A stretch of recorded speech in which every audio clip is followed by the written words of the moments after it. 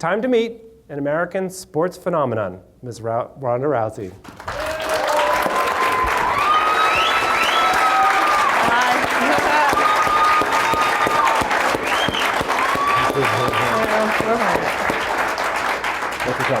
Thank you.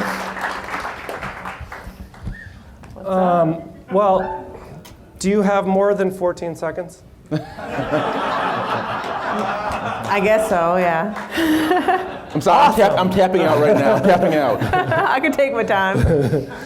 I want to just point out a little bit of geography about where we are right now. We are in Beverly Hills. Mm-hmm. Didn't spend a lot of time in Beverly Hills in your childhood, I imagine.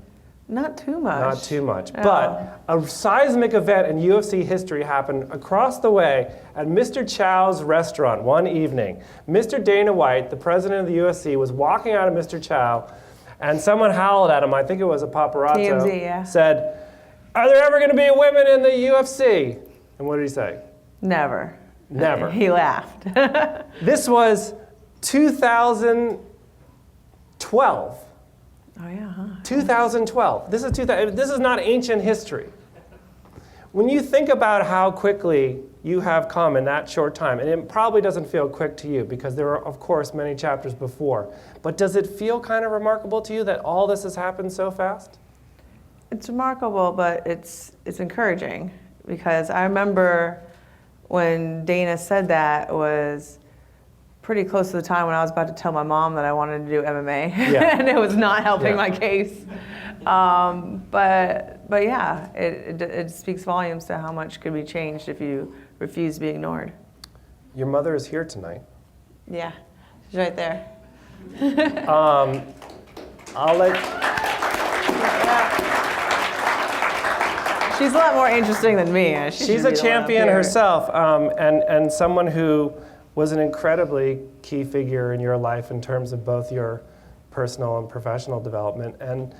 But what did your mother say when you said you wanted to cross over to mixed martial arts? Am I allowed to swear here?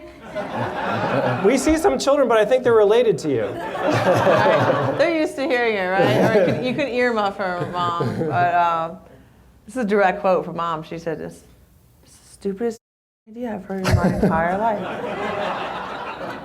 Stupidest idea I've heard in my entire life." And considering the ideas that you've had, that's saying a lot. That's the direct quote with tone and everything. Oh, that was her reaction, yeah.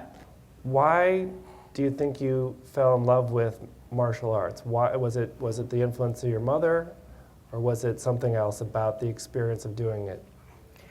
I think it's close to the same reason why I fell in love with judo in the first place. It gave me room to be creative and to start all over and to learn something from scratch.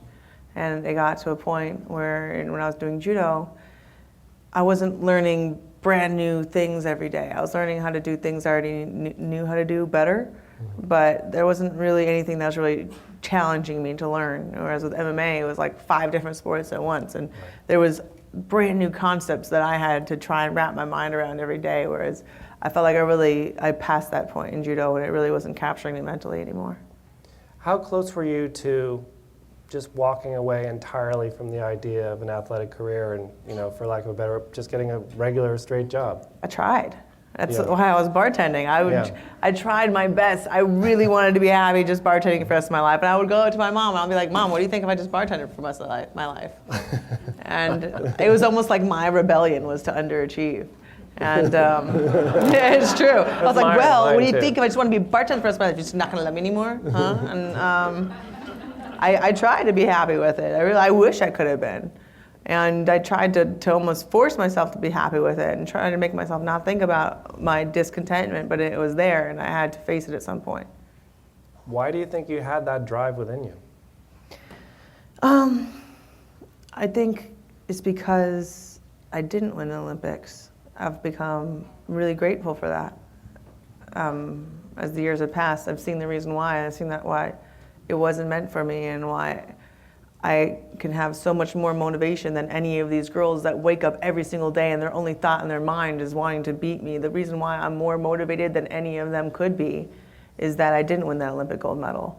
And every single time that I go out there trying to every single time that I defend my title, it's like I have another chance to vindicate myself. So if Beijing, you had won gold, you would be doing what now? I'd probably be a rescue swimmer for the Coast Guard. Yeah. Yeah, I like Yeah. swimming, I like heights, I like high pressure situations.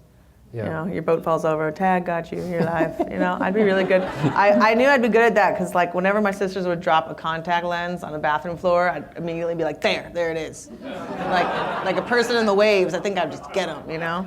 I love the line in your book where you say that your sisters like to tell you and remind you that they're the only women who have ever beaten you in a fight.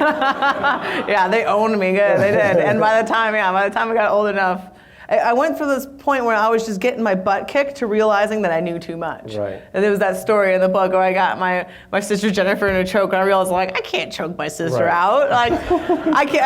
I went straight from like getting snake bites done on me, you know, and stuff like that. You know, and you really twist the arm. Yeah, exactly. We went from that to like chokes, and I'm like, man, I can't do anything about this. So All moves fights you can ended. demonstrate on Chris, by the way. So that's sort of a I got to ask about your sister, though, because this book has a lot of confessional stuff in it, a lot of revealing stuff. Yet you wrote it with your sister. And I'm wondering, is there anything in the book that you had trouble with actually revealing to her? Anything that was embarrassing or troubling to you to actually tell your sister and say, I'm going to put this in a book now? No, I'm not embarrassed to tell my family anything. They can know anything they want about me. It was more asking their opinions what would be too much to put to everybody, because it was so easy to say anything to my sister. And the harder part was like, okay, what's some TMI that it doesn't Overshare it, yeah, it undershare doesn't it. add to the story, and Yeah. it's just a little bit much. And that was more the guidance that I needed. But all the facts are there, just like some particulars that you didn't need to know. That my mom or my sister were like, they don't really need to know how he was in bed. I'm like, okay, we can take that out.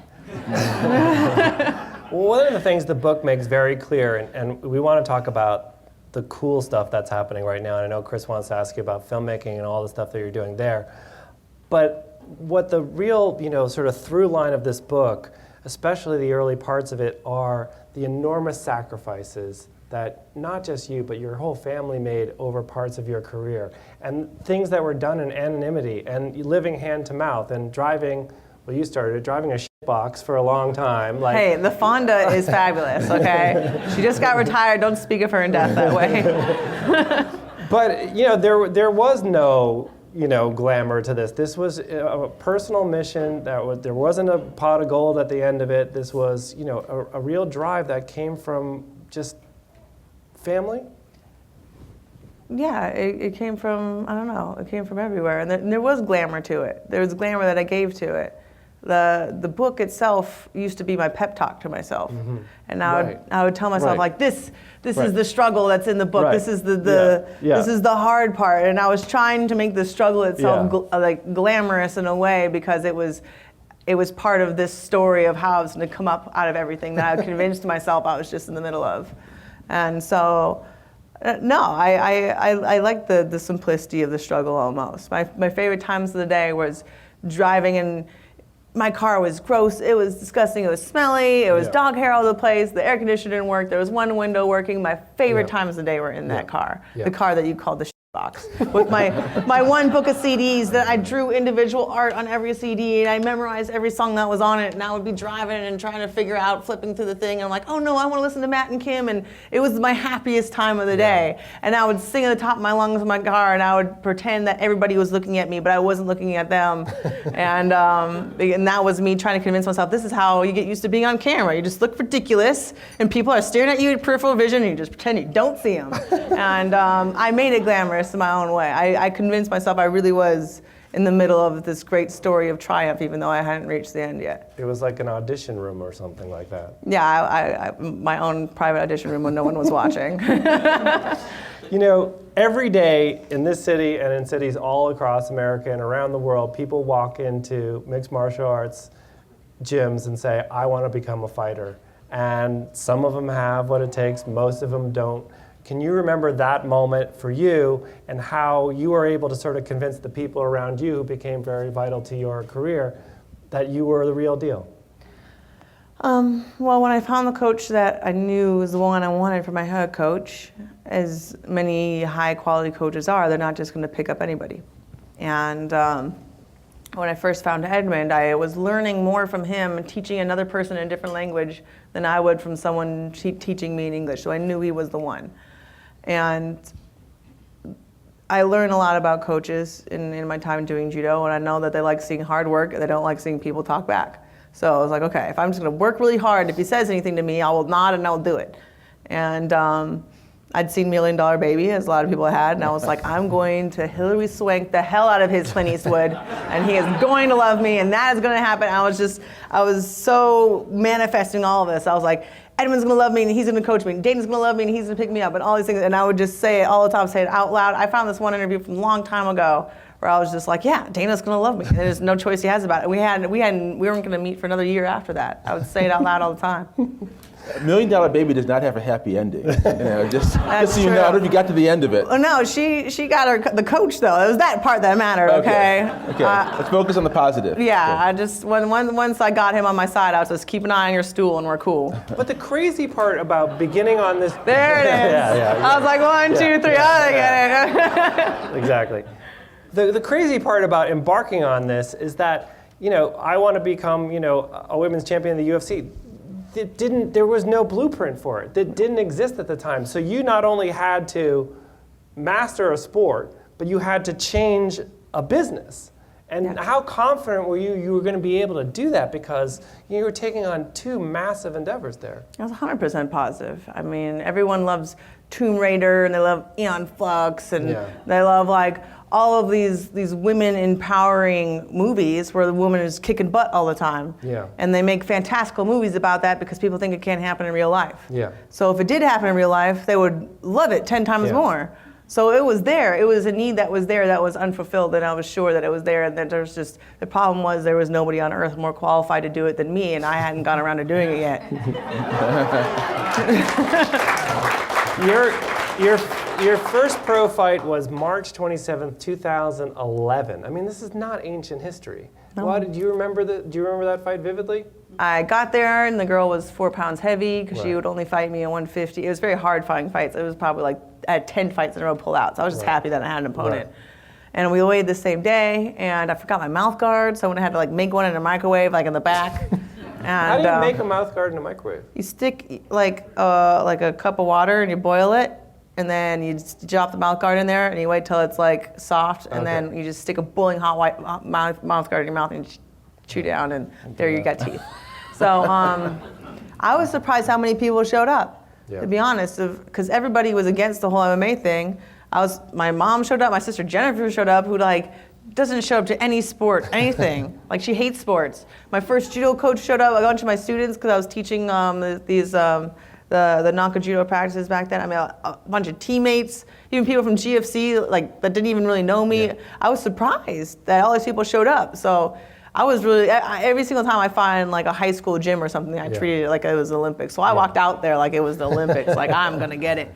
And the girl, she came out and she threw a leg kick, and I caught it right away, and I threw her with an ojigari, and I got her an armbar, and she even said afterward that she was so shocked she forgot how to tap. Yeah. And then I went and ate some apple pie, and and then I drove home, and I went to work in the morning. Now, I want to talk to you a bit about how your career has gone after that in terms of your movie roles.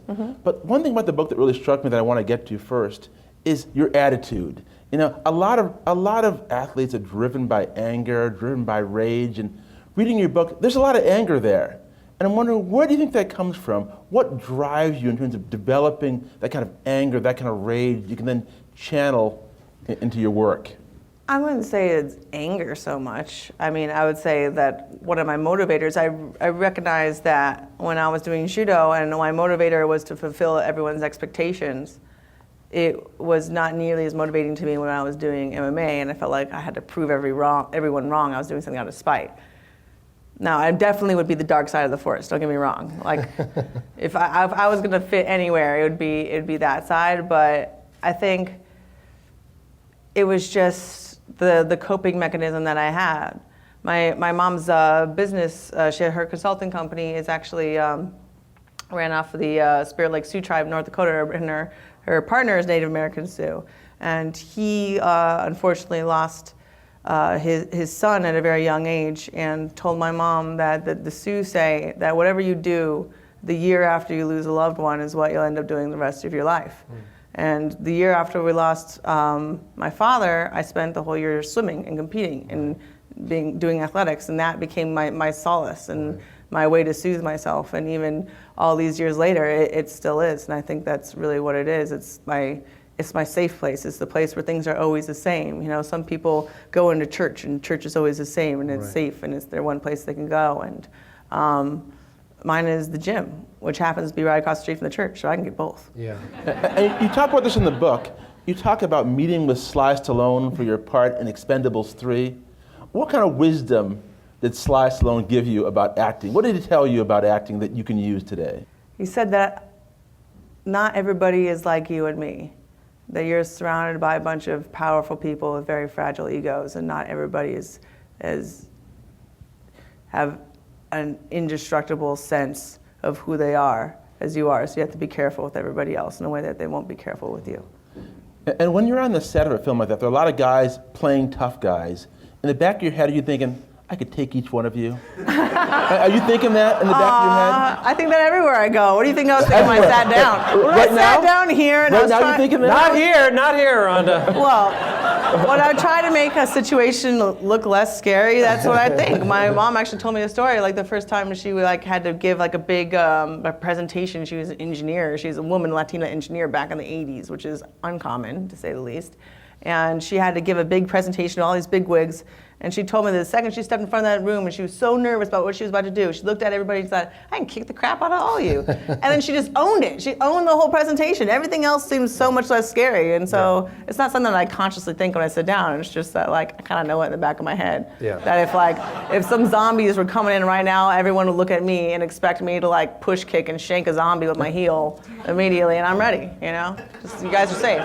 You have a very philosophical approach to pain, your own pain, describing it as pain is another piece of information.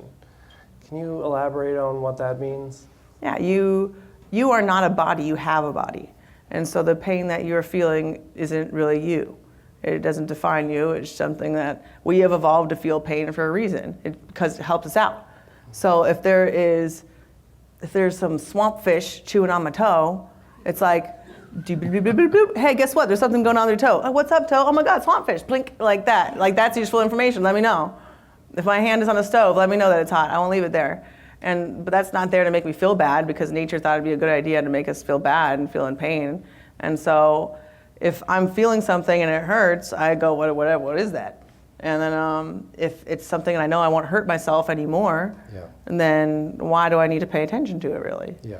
It's information that I can discard. So if I'm really, really tired and I'm doing something, but I know that I'm not going to hurt myself by continuing, then I can discard how tired I feel and just keep doing what I'm doing.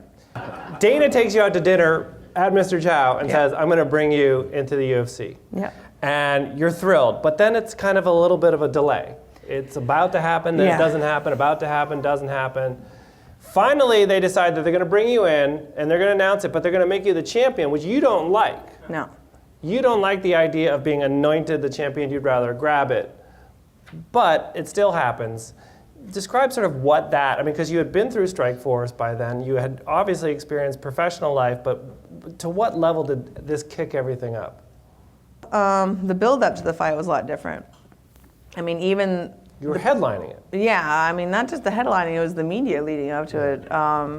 Everyone involved in it said they'd never seen anything like it before with Mayweather, Pacquiao, Anderson Silva fight, anything. We would have 5 crews in a day in the gym because I could not say no to anyone. I had to make sure it did well. There was no picking and choosing. I'm like, oh, maybe this person can come. Maybe no. It was like, get everybody possible. This card has to succeed or else everything that I've done is for nothing. Yeah.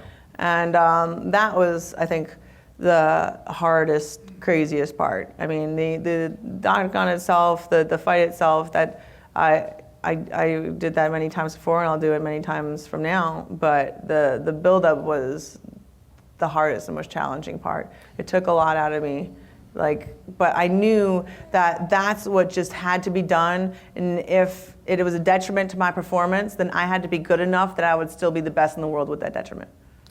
Were you comfortable with that sort of aspect of, in anybody in the fight game, whatever it is, there's a promotional aspect to it, and there's a personality aspect to it, and some people are comfortable with it, some people are not. You seem very comfortable with it. Was that always natural to you?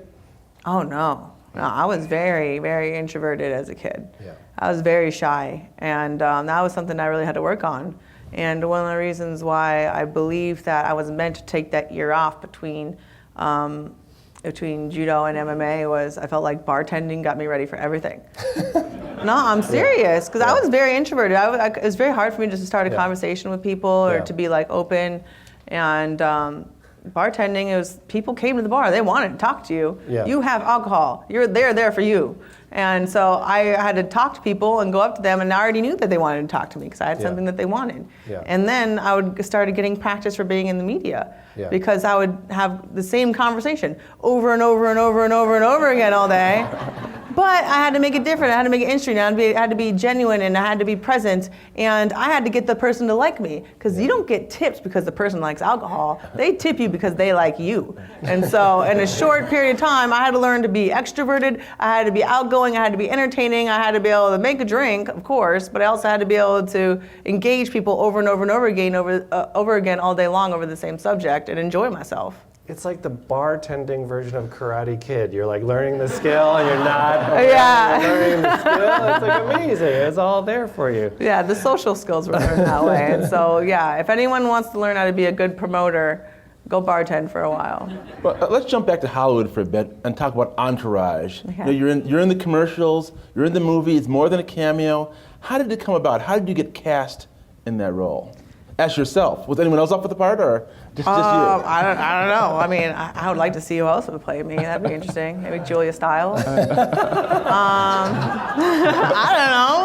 don't know. But I kind of I was in the middle of training camp, which is like I'm on blackout when I'm in training camp. No one could talk to me. And when I'm in camp, I started watching a show. So I just started out of nowhere, no outside stimulus at all. I was like, let's start watching Entourage. I've never seen Entourage. Everyone's always talking about Entourage. Let's do it. And I was several seasons deep, and we're in camp, and Brad, who's right there, who's the man, calls me up and goes, hey, what's up? You want to do some Entourage, like movie stuff? And then I'm like, what? Entourage movies? Like, oh, hell yeah, you should meet these guys. So then, of course, we're in camp, so I only had 40-minute slot where I could meet Doug Ellen and Jerry Ferrara from the movie. Turtle.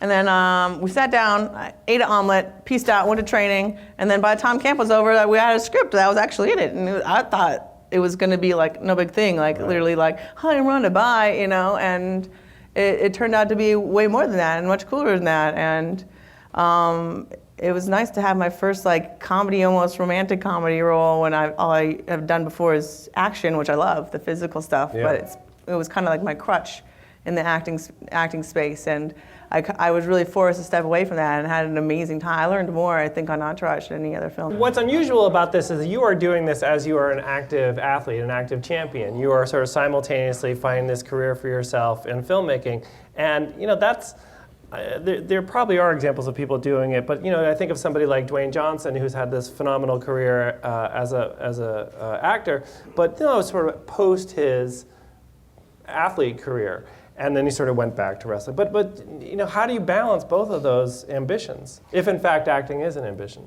It definitely is, and that's something that got brought up to me from the very beginning. Stallone called it the curse. Yeah. That any athlete that tried to move over to Hollywood would end up suffering an athletic career for it. And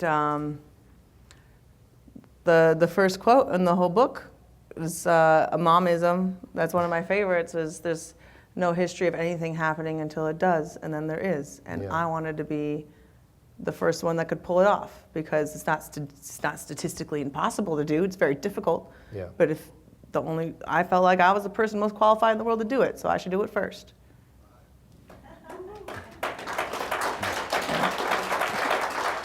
How do you make those decisions, though? Is it a function of schedule, timing, where you are in your fight calendar in terms of whether or not you can take a role? It's scheduling. Scheduling is the main thing in my life, that everything can only coexist if that's done right. And so there are certain roles that I had to pass up because scheduling didn't work out, and there's some that we had to adjust because of scheduling, and it's been great having such amazing partners in both MMA and the Hollywood side, where everyone can really find a way to work together. And so I've had movies adjust times for me, and I have the freedom to adjust fight dates for movies, and so it's a difficult balance, but we find it. And you've talked about wanting to play strong women in the movies.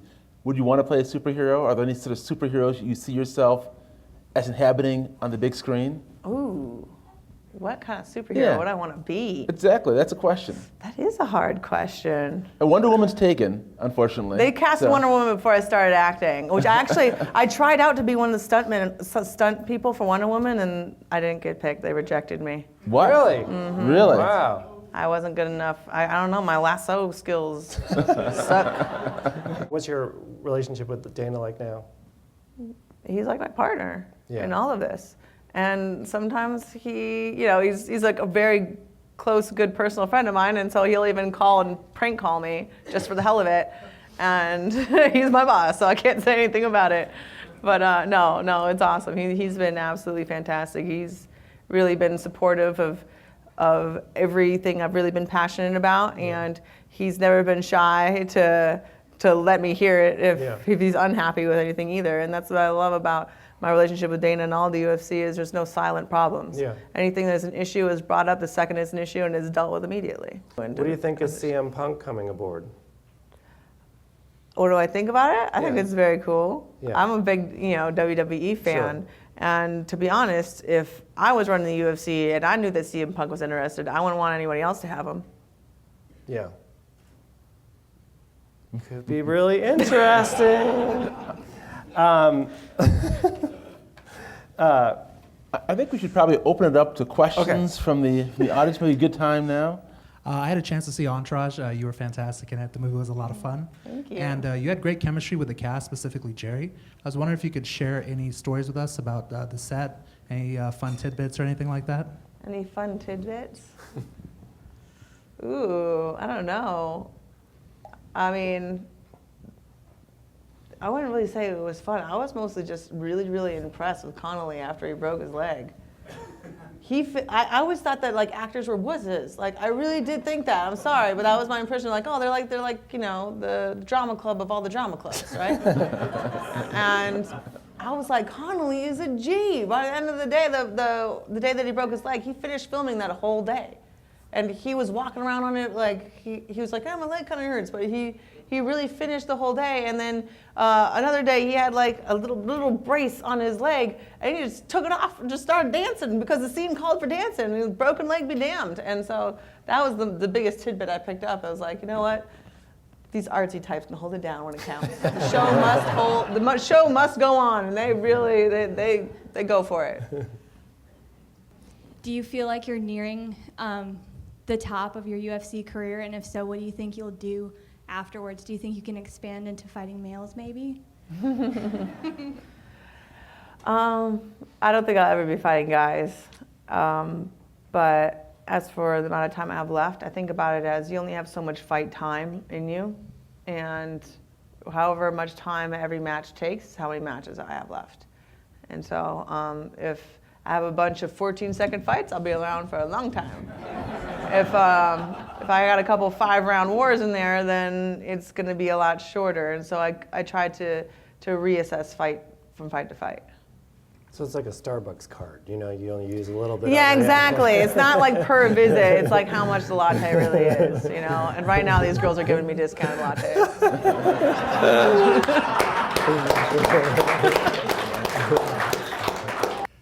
Dream world, any guy in the UFC you would want to fight? Well, not really, but Or well, would dream you world, really like, want to fight someone in the like skills wise or like annoys me wise? No, We'll take both. Let's take both Okay. categories. Skills-wise, I would love to see like where I would. Well, is size count? Like, can we just go from like just anybody skilled, like dream match? Okay. Skills-wise, I would love to see where I go with John Jones because he's the one that I think is the most able to improvise within a match, which is something I really pride myself on. So I think we do some like crazy ninja stuff, and then Brian Carraway's annoying and it'd be really fun to beat him up. But yeah, plenty of other people have gotten that pleasure before me apparently. While we're on the subject of matchups, there's all that talk floating around about Layla Ali fighting you. Obviously, she couldn't because she's in a totally different weight class and totally different sport. But what do you think of that talk? Is there any way that could ever happen in some conceivable universe? I mean, if she wanted it to, but I mean, what I really think happened was she was the best in the world at what she did, amazing at it, and to be able to do something like that, you have to have the attitude that you can beat anybody in the world. Someone asked her, "Hey, do you think you could beat Ronda?" She goes, "Hey, I could beat any chick, of course." And then everyone goes, "Ooh, ooh, ooh, Layla Ali is calling out Ronda Rousey, what?" And I'm like, dude, why is everyone so offended by the mindset it takes to be the best in the world? Of course she thinks that. She wouldn't have ever been a world champion if she ever thought that. She wasn't calling me out. She was stating her opinion. I am not the least bit offended by her thinking that, just like she shouldn't be the least bit offended by me thinking, well, I can beat any girl in the world, and that's what I think. And yeah, I don't know why it's such a big deal to everyone. That was a great impression of the internet. Right? That is the internet. That is the bottom half of the internet right there. Jeez. All right. Walkouts are always really interesting, and I think that, in my opinion, you've kind of become the queen of the walkout, even let alone the king. And looking back at like BJ Penn's epic walkouts, and you always have the same look in your face. And I was just wondering, what are you thinking at that very moment? Is there something are you having a conversation with yourself, or do you think anything? Because you have this look on your face every single time, no matter what, whether it's someone you like or dislike. And I was just wondering what keeps you going with that same ferocity. I'm usually really annoyed when I'm walking in because I wish I could just teleport in there. I could teleport from my locker room to the second they ring the bell. But they got all this stuff where I gotta walk through the back, I gotta wait for the other girl's song, I gotta wait for them to cue me after my song starts. I'm like, well, my song's awesome, but let's go. And then there's this guy walking backwards with a really bright light in my face. I'm like, that's fine, I can function with that. I'm cool with cameras and bright lights, but he can't walk backwards very fast. And I just want to get in there. And so the guy ends up just like, I'm just rushing up on this dude. And he's just like not walking fast enough. I'm just getting close to him. And I get to the point where like, dude, I'm just going to keep going. Which is why the cameraman usually falls down. This is what they don't get this part. But I think the last 2 or 3 fights, the cameraman's fall down. And I've just been like, bloop, like stepped right over him. And then when I get to the octagon, and then they do the whole thing, okay, bye, hugs everybody, okay, I gotta go. Like, I got some stuff to do. And then I get in there, and Bruce Buffer is amazing at his job.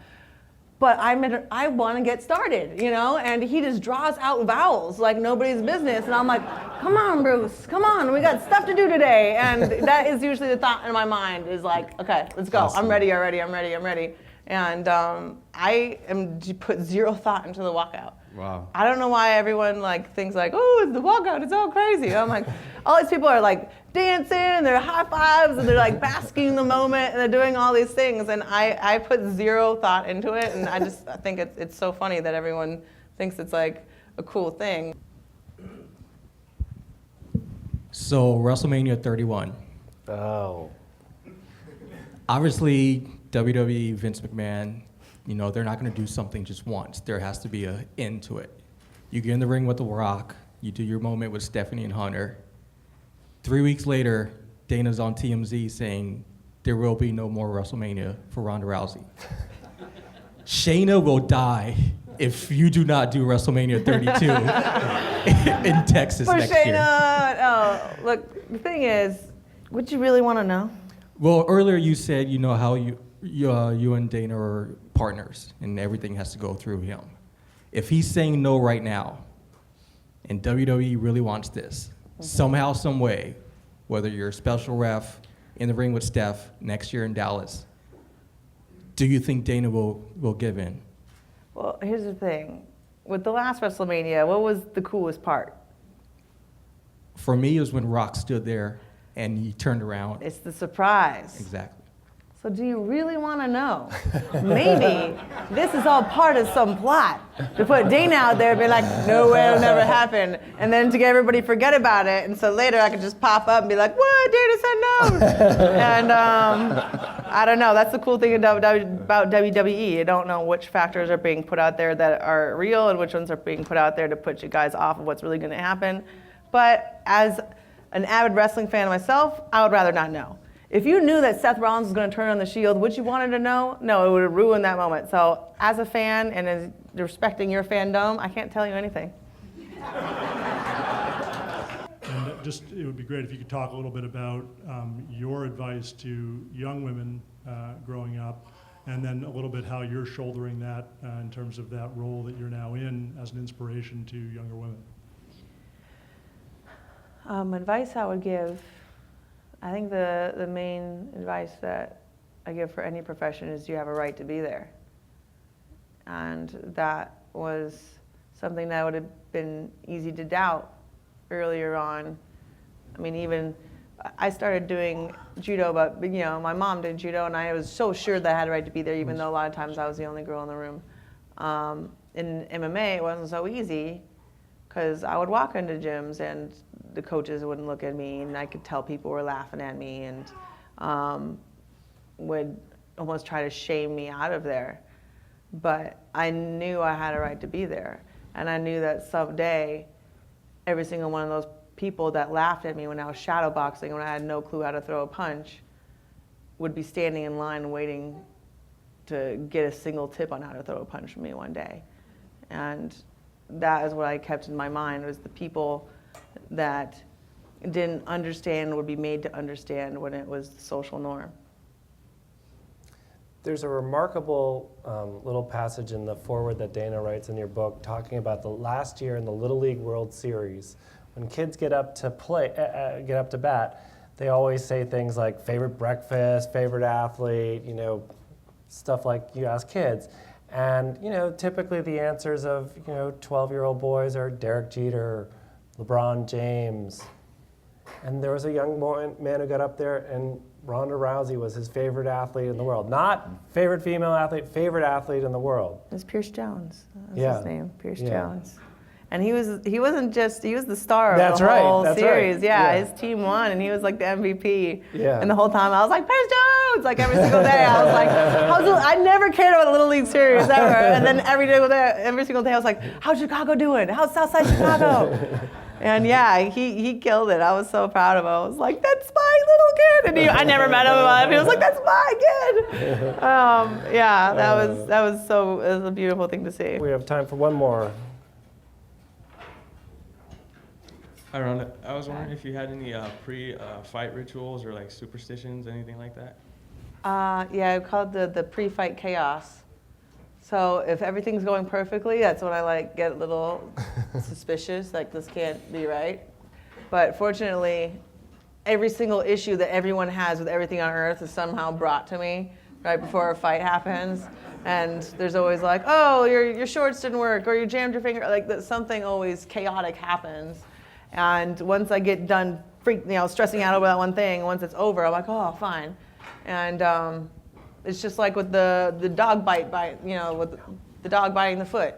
That was like one of the pre-fight chaos things. And the last fight, actually, I jammed this finger totally back this direction, and my finger is totally messed up.